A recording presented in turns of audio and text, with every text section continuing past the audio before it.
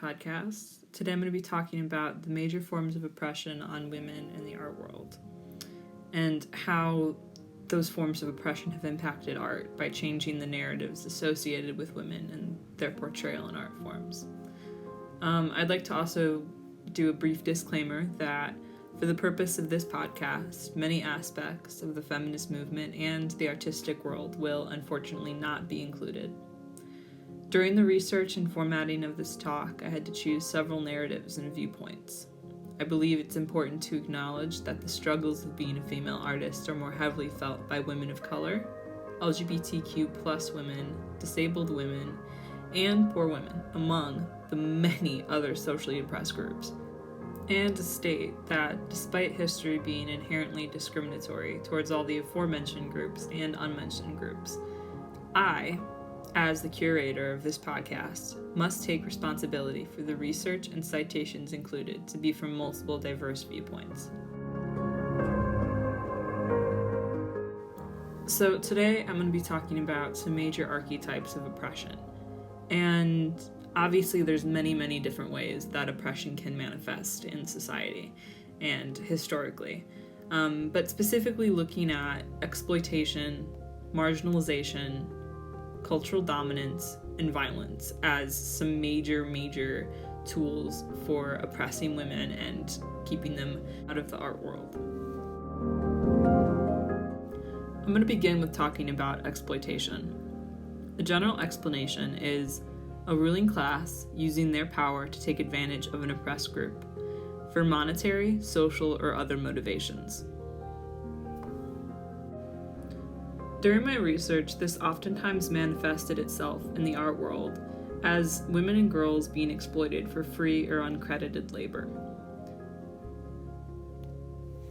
For instance, the Swedish artist Hilma af Klint is just beginning to receive credit for being the first to use abstraction to create quote-unquote modern art. While we credit male artists with that discovery, Hilma had actually been creating abstract modern art for years before any of them. Another example is the talented artist Margaret Keane being exploited for the credit, cost, and her labor by her husband. Margaret's husband took full credit for her paintings, and as Margaret herself says during an interview with KQED Arts, quote, "I was painting day and night, about 16 hours a day, practically nonstop," end quote. Margaret's story of exploitation was chronicled in the film Big Eyes. The title is fitting because Margaret's work has her subjects depicted with very large eyes. I'd like to point out too that Margaret's art is some of the most commercially successful of all time.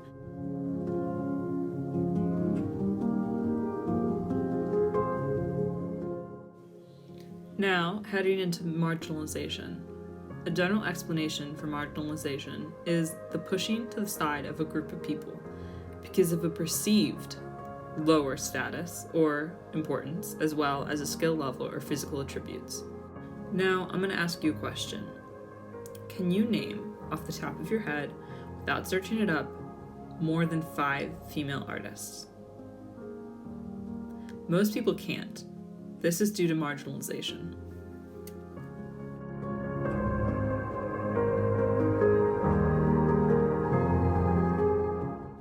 Throughout history, women have been marginalized in many fields.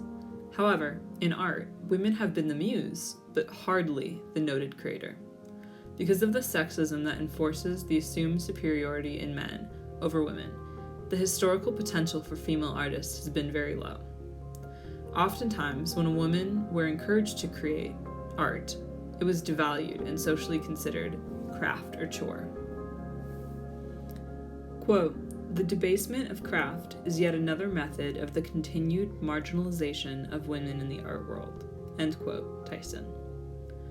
Once the distinction has been made that quote-unquote crafts are not a respectable art form, the women that do attempt to enter the fine arts or a male-dominated territory are disadvantaged from the get-go, as, quote, "historically, women were not allowed the same opportunities as men, such as to go to art school or to paint from living figures," end quote, Gomez. When women are not even allowed into a space or skill, how can they be expected to create what they are barred from being taught? The marginalization of women from the arts makes all women artists in the world, and throughout time, tenfold more impressive to me.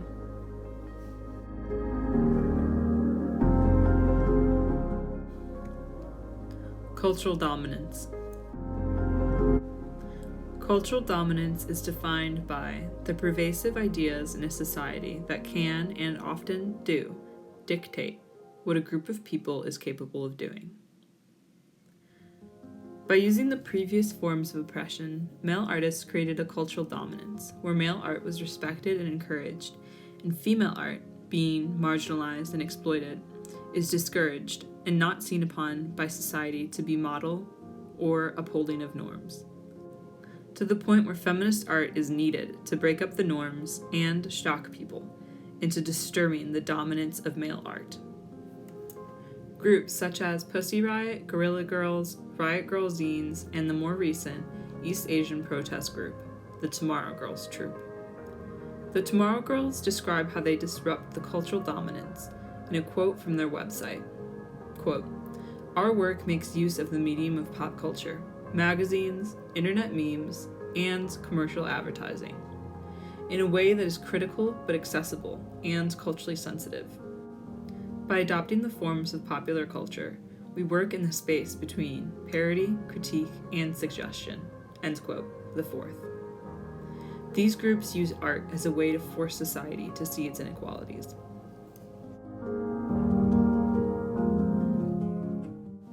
The last archetype of oppression that we're going to be talking about today is violence. A general explanation is that it's a major form of oppression as a way to control the victim and keep a system in place. In the art world, there has been a practice of using violence against women to benefit the male artistic craft.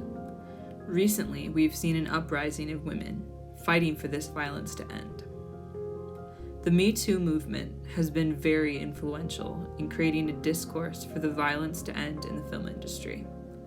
More movements have started in an effort to disturb the cultural violence in these art industries. Feminist art has also been inspired by these movements.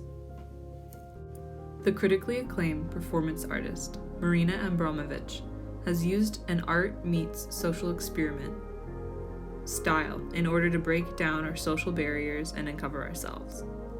Her 1974 piece, Rhythm Zero, is one of her most famous works of art, and it illustrates how quickly we will cause violence on another human.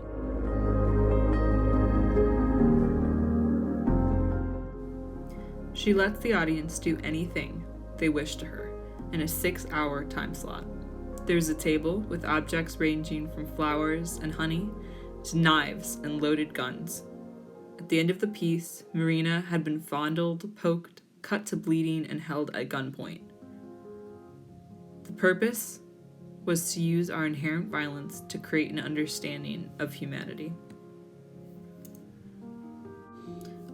Another piece of art that has been made as a retaliation or an inspiration for society is Ana Mendieta's, quote, 1973 stage performance, using her bound and bloodied half-naked body, inspired by a brutal rape and murder on the campus at the University of Iowa, end quote, Hartney. While violence is a serious form of oppression, female artists are still using it to make a point, to make people think, and to disrupt social norms.